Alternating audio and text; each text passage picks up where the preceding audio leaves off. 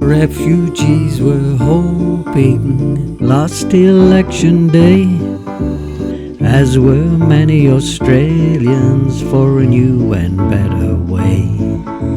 The outcome left them shattered, all their hopes had been destroyed. With no chance of freedom, their future now seemed null and void. How can we call Australia fair when we detain those forced to flee from torture and despair? When refugees ask for a fair go, our hearts close, our backs are turned, and as a nation we say no.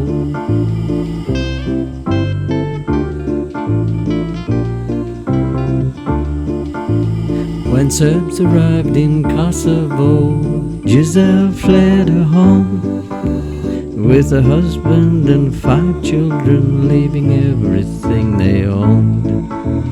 Australia gave them some hope, but then told them all to leave. Locked them in detention in conditions you would not believe. No trees, no flowers, just desert sand. God's treating children like dogs, no hope or life in Port Hedland. How can we call Australia fair when we detain those forced to flee from torture and despair?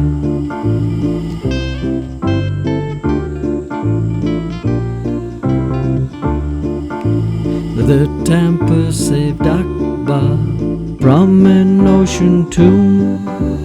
Lied to by officials, he was taken to Nauru.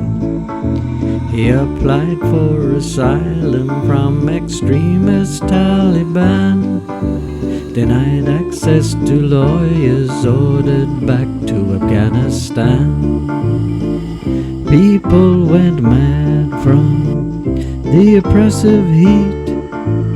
After 2 years without hope, he finally admitted defeat.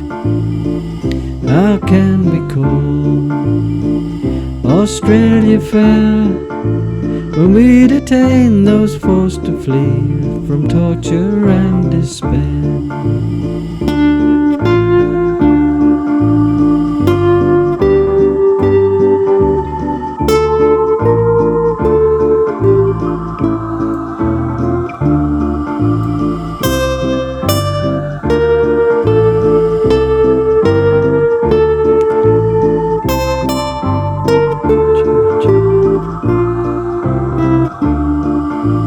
Salim was a Rohingya who fled genocide, husband and loving father, 3 children left behind.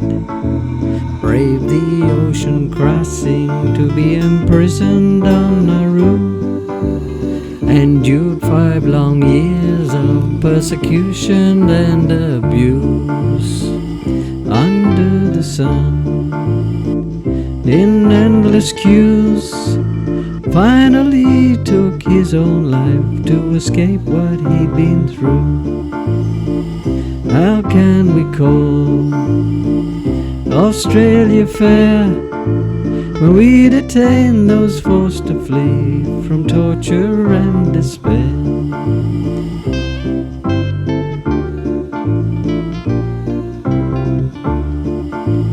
Refugees were hoping last election day, as were many Australians, for a new and better way.